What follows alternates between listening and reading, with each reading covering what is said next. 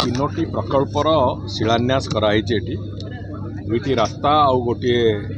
लुणा नदी उपर गोटे ब्रिज ये तीनोटी को निश्चित भाव में जदि जोड़वा ए अंचल गोटे बड़ सुगमता यहाँ प्रदर्शन कर आगामी दिन में यातायात दृष्टिकोण 121 कोटी टंकार विनियोग रे ये तीनोटी जाक प्रकल्प तार काम बहुत शीघ्र आरंभ हो आम आशा करुचु जे अंचल विकास पाई केवल ये तीनोटी प्रकल्प नुहे आहरी अनेक गुड़िए रास्ता को तार प्रशस्तीकरण दोहरीकरण एवं ताकू आहरी अधिक सुंदर भाव में केमती रास्ता को निर्माण करा जाय पारिबो से पई योजनाबद्ध भाव में उद्यम आरंभ होईछि खूब शीघ्र आमे जोटा बहु प्रतीक्षित थिला जगतपुर चांदवाली रास्ता को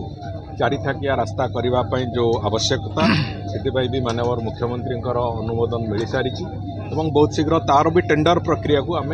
सारू तेणुक समग्र ओडिशा रे एक रेकर्ड दैर्घ्यर रास्ता तैयारी करने आम विभाग संकल्पबद्ध एवं चलित वर्ष आसंता आर्थिक वर्ष रे पाखापाखि 5000 किलोमीटर ऊर्ध्व रास्ता आम तैयारी करिबार जो योजना रखीचु से अनुसार तार काम भी आरंभ हो सारी आमर जो लक्ष्य अच्छी जे विकसित ओडिशा दिगरे चलवा बेलू यही प्रथम 5 वर्ष रे आमको 15,000 किलोमीटर प्रशस्त रास्ता ओडिशा प्रदेश रे विभिन्न जगह तैयारी करिबार जो परिकल्पना से परिकल्पना भी तार प्रक्रिया आरंभ हो सारी आम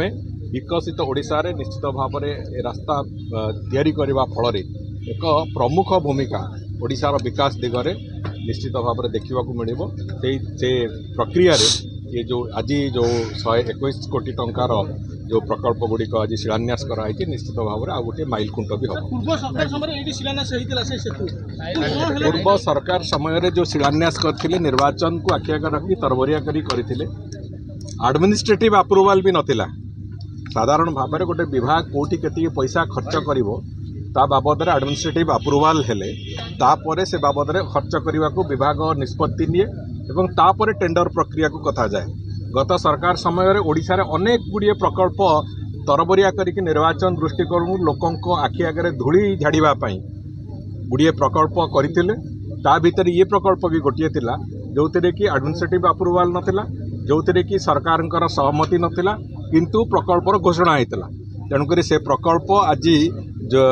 जो परिवार थिला से प्रकल्प को पुणी हाई लेवल ब्रिज को ताकू कन्वर्ट करागला एवं ये आंत नदी जो जलपथ हेले भी ये ब्रिज पाई कौन सी समस्या भी नहीं से कथा भी स्पष्ट है एवं ताकू से जो 34 कोटी रे प्रकल्प शिलान्यास कथा जो गोटे मिथ्या अवतारणा होता से मिथ्या राजनीति अंततः भारतीय जनता पार्टी सरकार विश्वास करे नहीं एवं आमे जो कथा कहू से कथा करू जो कथा आमे निर्वाचन पूर्व कहीलु ताकू भी करुचु एवं निर्वाचन परे भी जहाँ कहीचु ताकू भी आमे कामरे कार्यान्वयन करिवार जो प्रक्रिया भितर रखीचु तेणुक आमे जहाँ कहू ताहा करू एक कथा प्रमाणित है।